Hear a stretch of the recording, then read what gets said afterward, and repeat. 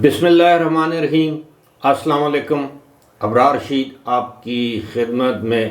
صبح حاضر ہے۔ اس وقت جب میں آپ سے مخاطب ہوں تو فجر کا ٹائم ہے۔ جس وقت آپ یہ ویڈیو دیکھ رہے ہوں گے تو شاید صبح کے 9 بج رہے ہوں گے یا اس کے بعد کا وقت ہوگا۔ اپنی گفتگو کا آغاز کرنے سے پہلے ایک شعر آپ کی خدمت میں پیش کر رہا ہوں کہ خودی قاتل، خودی شاہد، خودی منصف ٹھہرے، اقربا میرے کریں خون کا دعویٰ کس پر۔ آگے چل کے آپ کو پتہ چلے گا کہ یہ شعر میں نے کیوں پڑھا ہے، لیکن اس سے پہلے آپ سے ریکویسٹ کہ اگر ابھی تک آپ نے اس چینل کو سبسکرائب نہیں کیا تو اسے سبسکرائب کر لیں، جو بیل آئیکن ہے اس کو ضرور پریس کیجیے گا۔ آپ کا بہت بہت شکریہ۔ میرے بہت سے دوست مجھ سے سوال کرتے ہیں کہ 32 سالہ صحافتی زندگی ہے آپ کی، آپ نے BBC کے ساتھ کام کیا ہے، آپ نے جیو کے ساتھ کام کیا ہے، آپ نے جنگ، دی مسلم، دی نیوز میں کام کیا ہے، 1-2 عالمی جریدوں میں کام کیا ہے۔ اس کے باوجود آپ کے ویورز بھی کم ہیں، آپ کے سبسکرائبرز بھی کم ہیں۔ اس کی وجہ کیا ہے؟ تو اس کا جواب یہ ہے کہ میرا ایک چینل تھا جس کے تقریباً 73,000 کے قریب سبسکرائبرز تھے، لیکن وہ کسی وجہ سے ڈی مانیٹائز کر دیا گیا ہے۔ اس پر ہمارے کچھ دوستوں نے بہت زیادہ رپورٹس کی تھیں، حالانکہ اس میں کوئی ایسی بات نہیں تھی جو کہ معیوب ہو۔ بہرحال آتے ہیں اپنے اصل موضوع کی جانب۔ یہ جو شعر میں نے پڑھا ہے اس کے پیچھے ایک داستان ہے اس دھرنے کی، جس دھرنے کا کیس آج کل سپریم کورٹ میں زیر سماعت ہے، یعنی اس دھرنے کا جو فیصلہ ہے اس پر عمل درآمد کا کیس۔ دھرنا ہے 2017 فیض آباد میں، تحریک لبیک پاکستان کا۔ اگر آپ کو یاد ہو، کافی دنوں کے لیے بالکل اسلام آباد کو مکمل طور پر جیم کر دیا گیا تھا۔ اس دھرنے کے حوالے سے ایک ٹیلی ویژن پروگرام ہو رہا تھا، پھر اس دھرنے کے حوالے سے 2 شخصیات تھیں جو اس میں گفتگو کر رہی تھیں۔ ایک تو مسلم لیگ نون کے بیرسٹر ظفر اللہ اور دوسری شخصیت اعجاز الحق، ضیاء الحق کے صاحبزادے۔ وہ بھی اس وقت نون لیگ کی حکومت کا حصہ تھے، لیکن انہوں نے 2014 کے دھرنے کے حوالے سے، یعنی اعجاز الحق نے 2014 کے دھرنے کے حوالے سے ایک انکشاف کیا جو کہ چشم کشا ہے۔ اور آپ یقین کیجئے، ہم لوگوں کو پتہ تو تھا کہ کچھ نہ کچھ سازش ہو رہی ہے، اور کچھ خفیہ ادارے یا اس وقت کے جو ہمارے فوجی افسران تھے وہ اس وقت کی منتخب حکومت کے خلاف ایک سازش میں مصروف ہیں۔ پاکستان میں اس طرح کی سازشیں ہوتی رہی ہیں، چاہے وہ حکومت بینظیر بھٹو کی ہو، چاہے وہ نواز شریف کی ہو، اب تو عمران خان بھی، تحریک انصاف بھی اپنی حکومت کے خاتمے کے حوالے سے سازش کا الزام لگاتے ہیں، مگر یہ بات بھول جاتے ہیں کہ وہ ایک سازش کا حصہ تھے، جس سازش کے تحت میاں نواز شریف کی حکومت کو 2014 میں گرایا جانا تھا، لیکن ایسا نہیں ہو سکا۔ کینیڈا سے ایک کزن بھی آئے تھے اگر آپ کو یاد ہو۔ تو بہرحال جو انکشاف کیا گیا ہے وہ یہ ہے کہ اعجاز الحق کہتے ہیں کہ اس وقت کے 2 سینئر یعنی ریٹائرڈ افسران، ان کا اشارہ آرمی افسران کی جانب تھا، کہ انہوں نے اعجاز الحق کو کہا کہ جناب جس وقت عمران خان کا جو دھرنا ہے اس کے شرکاء اپارا سے آگے ریڈ زون کی طرف جائیں گے تو یقینی طور پر تصادم ہوگا، اور جب تصادم ہوگا تو دوسری جانب سے گولیاں چلے گی۔ اس دھرنے کے حوالے سے یہ بھی بتاتے چلیں کہ اس میں یعنی عمران خان کی جانب کہا یہ جاتا ہے کہ 1 سے 1,500 مسلح افراد شامل تھے، اور ایک مخصوص مذہبی تنظیم نے وہ افراد فراہم کیے تھے۔ کس کے کہنے پر کیے تھے یہ آپ بہتر سمجھتے ہیں۔ بہرحال اعجاز الحق کا یہ کہنا ہے کہ ان کی خواہش یہ تھی کہ جب پولیس پہلے تو لاٹھی چارج کرے گی، آنسو گیس کے شیل پھینکے گی، پھر اس کے بعد ربر بلٹس چلائے گی یا دوسری بلٹس چلائے گی، تو 2-4 لوگ جو ہیں وہ مر جائیں گے، 2-4 لاشیں گر جائیں گی اور ہمارا کام آسان ہو جائے گا، حکومت کو ہم چلتا کریں گے۔ آپ اندازہ کیجئے کہ پاک فوج کے افسران جو اس وقت سینئر پوزیشن پر تھے، اور مجھے یقین ہے کہ اعجاز الحق کا اشارہ کس جانب ہے، جس جانب ہے اسی شخص کے حوالے سے آج کل سپریم کورٹ میں بات ہو رہی ہے، جب جسٹس قاضی فائز عیسیٰ نے کہا کہ اس دھرنے کا ماسٹر مائنڈ کون تھا۔ یعنی یہ تو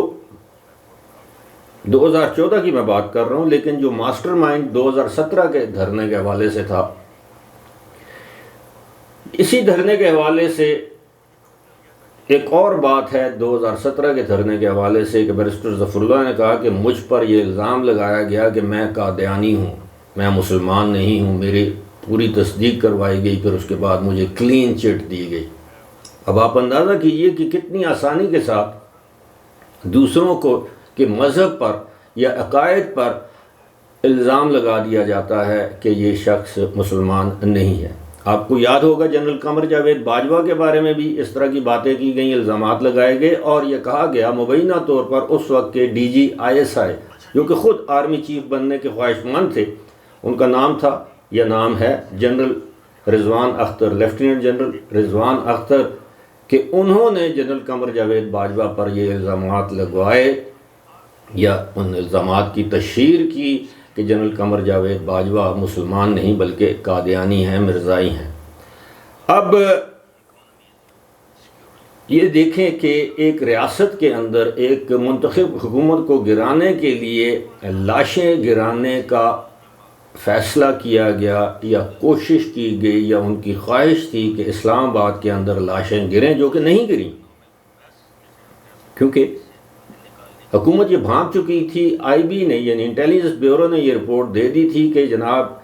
اس طرح دوسری جانب مسلح افراد ہیں، اگر آپ نے ان کو کسی بھی وجہ سے روکا تو ریڈ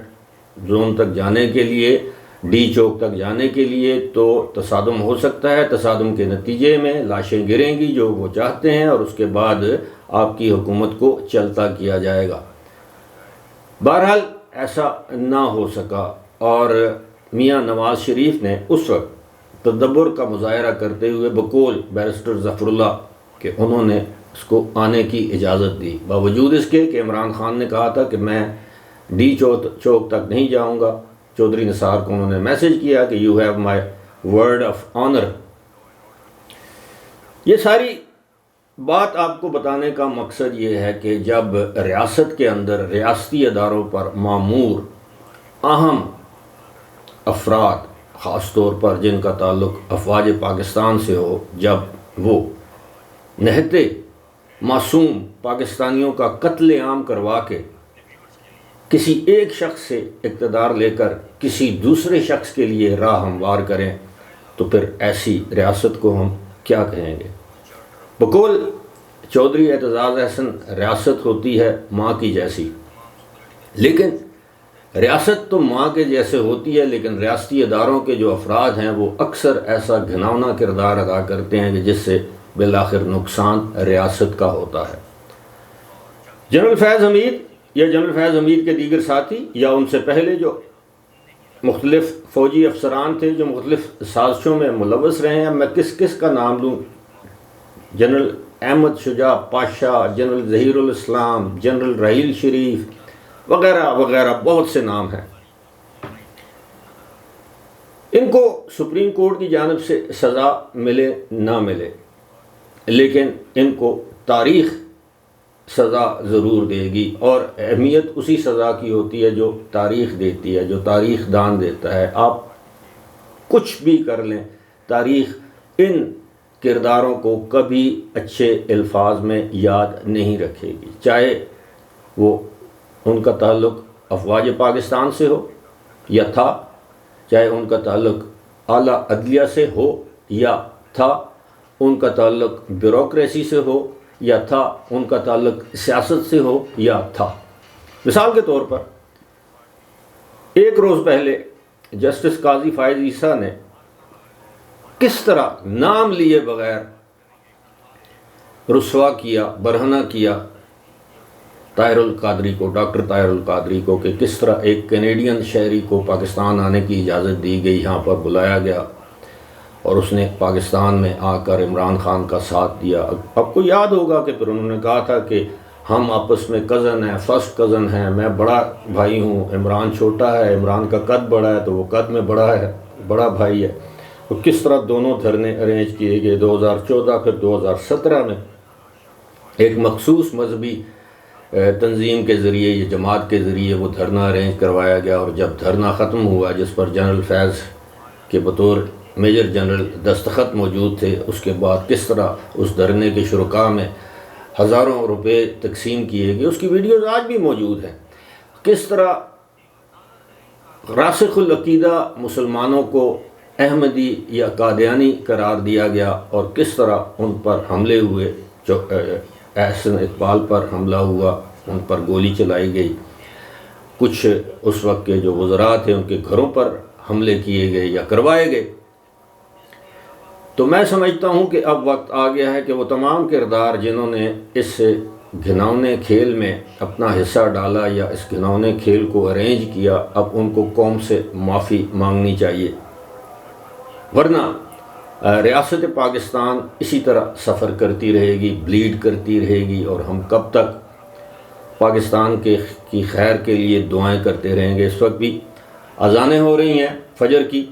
اور میں بڑے بوجھل دل کے ساتھ یہ بات کر رہا ہوں کہ جس ملک میں جب آپ کا چوکی دار آپ کے گھر کو آگ لگانا چاہ رہا ہو، آپ کا چوکی دار آپ کے گھر کے مکینوں کو یا اپنے جس گھر کی وہ چوکی داری پر مامور ہے اس کے مکینوں کو باہر نکال کر دوسرے لوگوں کو آ کر وہاں بٹھانے کی کوشش کرے، تو آپ خود سمجھ لیجئے کہ اس چوکی دار کا حشر کیا کرنا چاہیے، اس چوکی دار کی سزا کیا ہونی چاہیے۔ فیصلہ آپ کا، تاریخ کا۔ فی الحال مجھے دیجیے اجازت، خدا حافظ۔